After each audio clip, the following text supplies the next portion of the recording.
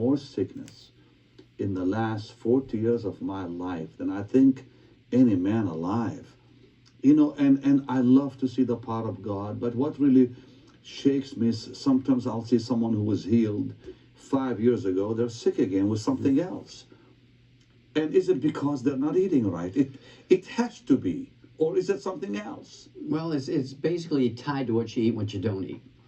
Again, why did God pick the Garden of Eden to put Adam? Unfortunately, the nutritional elements that we need to maximize our lifespan, to live to be 120 as God commanded, and man's years shall be 120, that means that's a command. They shall be. That wasn't say, well, if you do right, you'll get there. And so what we have to do is understand that the nutritional minerals that we require as a human being, as a vertebrate, like a hummingbird or a man or an elephant, do not occur in equal and the same amounts over the crust of the earth. They occur in veins like chocolate and chalk ripple ice cream. When you look at the top 20 longevity cultures, interestingly enough, they're very faithful people. These are all people of God who live the longest. And by, you assume either guidance or dumb luck, one or the other, probably a combination of dumb luck and guidance. They listened and they were guided to these places to live. They have everything they need to live to be 120. There's actually a cover article in the May 2013 National Geographic. It's a little girl, and it says, this girl will live to be 120. It just blows your mind because she happened to live in a place that has all the nutrients necessary to live to be 120. Now, her peoples didn't know that. They didn't analyze the soil, but they were guided by God to live there. Okay, but how, here we are living in big cities. We're not living in Eden or places like that girl is. How do we stay healthy? You see young people dying with cancer, diabetes, heart disease at young ages. That's shocking how many young people are suddenly getting these diseases that what it used to be that the older people got years ago. Exactly. Why? Well, because they bet on the wrong horse. What do you mean they bet on the wrong horse? They bet on the wrong horse. They went with the medical system instead of God. Keep talking, please. I want to hear that. Instead of God. Because if we would listen to God, then we would be doing all the right things. We would be doing all the right things that our body needs. When we went with the medical system, that's when things began to become destroyed. Because the medical system went all with pharmaceuticals. And Pastor Benny, if you look at the PDR, the physician's desk reference, it has 250,000 prescription drugs in it, with the exception of antibiotics, which can kill pneumonia, can kill strep throat, can cure things. With the exception of antibiotics, there's not a single pharmaceutical in the PDR, the physician's desk reference, that cures anything. Doctors are not under any command to cure a disease, even when there's cures available. So they choose to treat you. If they treat you for 25 years, they might make $750,000 per person. If they cure you, they make $300. Yeah, exactly. And there is no money in health. There's no money in cure. There's That's no money. Correct. And so I'm interested in God's stuff. I call it God's stuff. And over the years, since I was 9 years old, I know that God had to be part of this because a 9-year-old kid doesn't figure this out. And so when I figured it out when I was 9, it had to be a divine appointment. That's the only thing I can think of.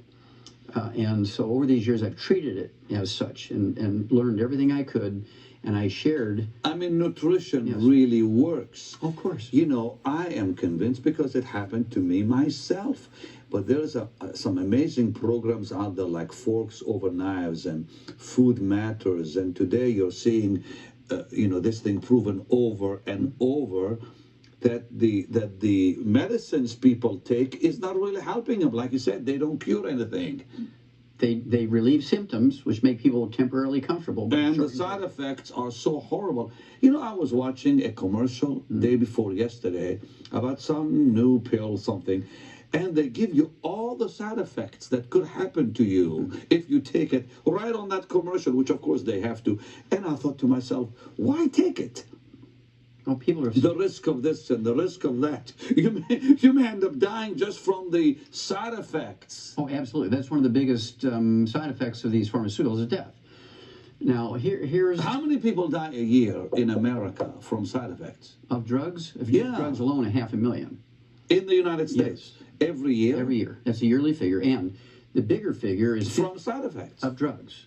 Yes, when you look at the bigger figure of side effects of treatments and side effects of care and lack of care, from the directly attributed to doctors, not even washing their hands, simple things like that, is 15 million a year in America are killed, injured, and infected each year by doctors, killed, injured in their workplace. They don't even get an OSHA ticket. There's no consequences.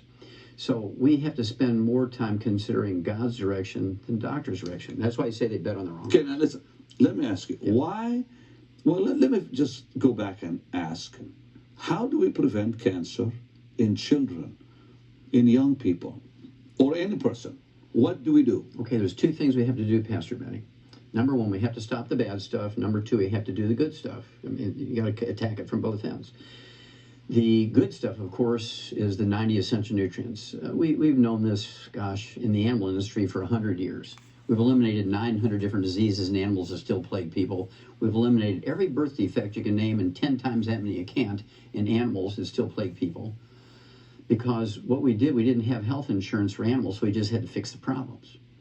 On the other hand, we've been given a lot of misinformation on how to cook, how to eat, and this is killing us. For instance, Steve Jobs, billionaire, very smart guy.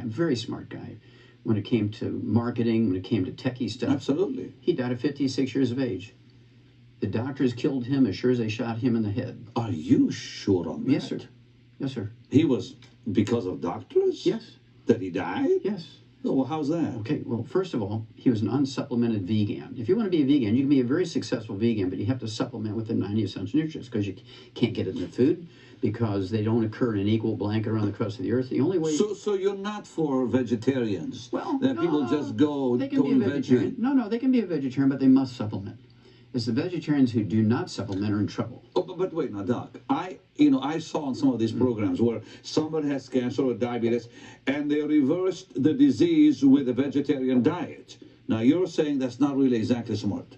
Well, it's possible with a little bit of addition here. You ever hear a guy by the name of Jay Cordish? No. Okay, he was kind of the original juice man. He had a terminal bladder cancer 60 years ago, and they told him he only had weeks to live and so forth, so he started juicing. And over the years, he helped literally millions of people reverse their cancers, but he began to put the minerals in the juices to guarantee that there was a level playing field, that everybody got the same nutritional value. Okay. Because a carrot grown, say, in Imperial Valley, California, doesn't have the same nutrition in it as in the Garden State, New Jersey.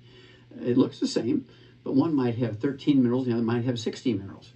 And so the only way to level the playing field is a supplement. Now, if you're a supplemented vegetarian, supplemented vegan, you can be very successful. If you don't supplement, it's kind of hit and miss where you live. Some places you can be very successful, other places you're going to be an abysmal failure. Well, Steve Jobs' problem was twofold. Number one, he got the very best 5-star vegan chef who cooked everything for him in extra virgin